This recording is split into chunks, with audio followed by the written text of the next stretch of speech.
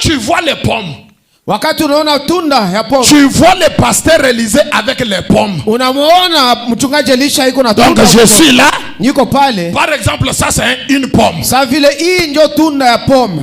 Quand vous me voyez avec cette pomme, wakati mnaniona na hii tunda ya pomme, vous avez l'assurance uko na hakikisho kusema que un pommier existe quelque part. kuko mti wenyewe kunatosha hii matunda fashi mwa fulani. C'est ça, non? Haina vile. Donc vous pouvez regarder la pomme et dire que non, non. Comme ce pommier est là, le pasteur a cette pomme, ça veut dire qu'il y a un arbre qui produit les pommes quelque part. Hii tunda tunaona pale ni kusema fashi moya kuko mti moya iko nazala hii. Mais même si je possède les pommes, hata niko na hii matunda, ce n'est pas l'évidence que moi qui possède ces pommes, j'ai cet arbre là chez moi. haina hakikisho ya kusema vile tu niko na ile pombe kumkono kwangu huko mti wa mapombe. Je ne sais pas si les gens me comprennent. Shika batu yuko nashikia. Donc les pommes sont là, il y a un pommier. Ni kusema kama matunda iko pale kuko mti mais celui qui possède cette pomme là, cela ne veut pas dire qu'il a le pommier. Ule mwenye na ile tunda haina kusema yeye peke kuna mti yenyewe. Qu'est-ce que je vais dire? Napenda kusema nini? Je veux dire que le Saint-Esprit produit les parler en langue. Ni kusema Roho Mtakatifu anazalaka produit les visions. Anatosha kale produit kumwandika. les danses en esprit. Ili kucheza kwa roho. Il produit les cris. Na kulalamika na bila mais c'est lui qui crie là. Lakini wewe kulalamika pale. Montre seulement qu'il y a un Saint-Esprit quelque part. Le Saint-Esprit existe. Fashi moya Roho Mtakatifu. Mais ce n'est pas la preuve que lui-même qui crie là a le Saint-Esprit. Haina hakikisho kusema kama wewe kulalamika kuna Roho Mtakatifu.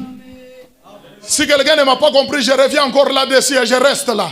Kama kukuluma kunishikia mimi narudia tena nabakia tena pale. Je dis ceci. Nasema hivi. C'est comme j'ai porté cette veste bleue. Sasa vile mimi nilivala koti ya bleu. C'est la preuve qu'il y a des couturiers de vestes. Ni kusema kuku wale wanashona kama koti. Mais ce n'est pas la preuve que le pasteur Élisée est couturier, non. Na kusema hivi anavala tu na yeye anashona kama koti. Non, celui qui a cousu cette veste est quelque part. Ule walishona koti kufashi mwa fulani. Mais comme cela est sur le marché, je suis allé, j'ai acheté. Na vile mimi kunauzisha mimi naenda nauza na vala. Mais il y a des gens kuko watu wale qui portent la veste que lui-même a confectionnée.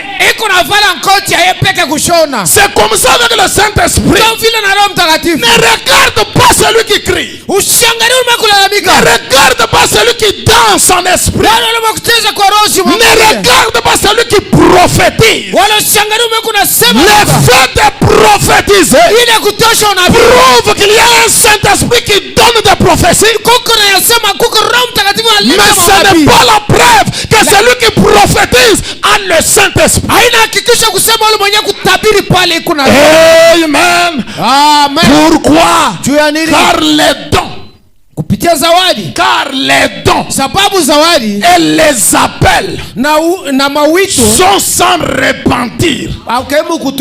Sans le Saint-Esprit, quelqu'un peut prêcher. Sans le Saint-Esprit, quelqu'un peut avoir des visions. Mais ces visions-là, ces prédications-là peuvent être faillibles.